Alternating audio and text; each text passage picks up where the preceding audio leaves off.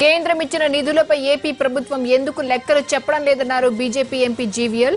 ఆ నిధులన్నీ ఎక్కడికి ఎగిరిపోయాయని ప్రశ్నించారు ఆయన.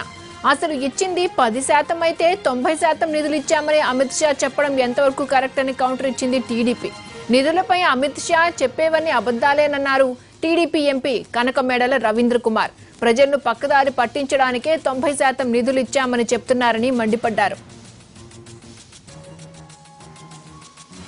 5.5 లక్షల కోట్లని గత 4.5 సంవత్సరాల్లో కేంద్ర ప్రభుత్వం కేంద్ర సహాయంగా కానీ పెట్టుబడుల రూపంలో కానీ ఇస్తే ఆ డబ్బు ఏమైంది అన్న లెక్క ఈ రాష్ట్ర ప్రభుత్వం చెప్పటం లేదు.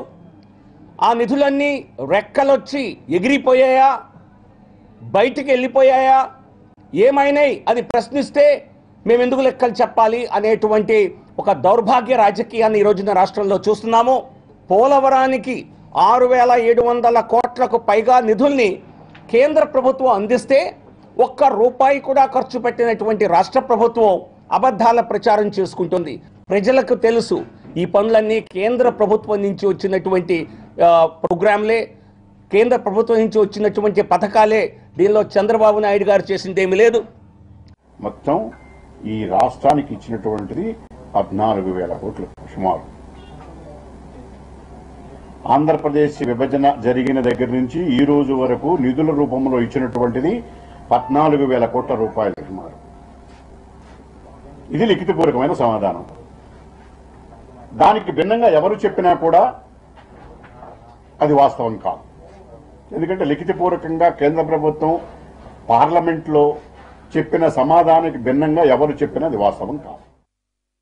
5.5 లక్షల కోట్లని గత 4.5 సంవత్సరాల్లో కేంద్ర ప్రభుత్వం కేంద్ర సహాయంగా కానీ పెట్టుబడుల రూపంలో కానీ ఇస్తే ఆ డబ్బు ఏమైంది అన్న లెక్క ఈ రాష్ట్ర ప్రభుత్వం చెప్పటం లేదు.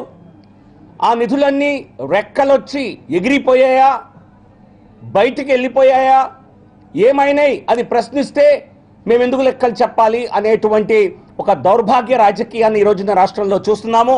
పోలవరానికి 6,700 కోట్లకు పైగా నిధుల్ని కేంద్ర ప్రభుత్వం అందిస్తే ఒక్క రూపాయి కూడా ఖర్చు పెట్టినటువంటి రాష్ట్ర ప్రభుత్వం అబద్ధాల ప్రచారం చేసుకుంటోంది. ప్రజలకు తెలుసు ఈ పనులన్నీ కేంద్ర ప్రభుత్వం నుంచి వచ్చినటువంటి ప్రోగ్రాంలే, కేంద్ర ప్రభుత్వం నుంచి వచ్చినటువంటి పథకాలే. దీనిలో చంద్రబాబు నాయుడు గారు చేసిందేమీ లేదు. మొత్తం ఈ రాష్ట్రానికి ఇచ్చినటువంటిది 14,000 కోట్లు సుమారు. ఆంధ్రప్రదేశ్ విభజన జరిగిన దగ్గర నుంచి ఈ రోజు వరకు నిధుల రూపంలో ఇచ్చినటువంటిది 14,000 కోట్ల రూపాయలు సుమారు. ఇది లిఖితపూర్వకమైన సమాధానం. దానికి భిన్నంగా ఎవరు చెప్పినా కూడా అది వాస్తవం కాదు. ఎందుకంటే లిఖితపూర్వకంగా కేంద్ర ప్రభుత్వం పార్లమెంట్లో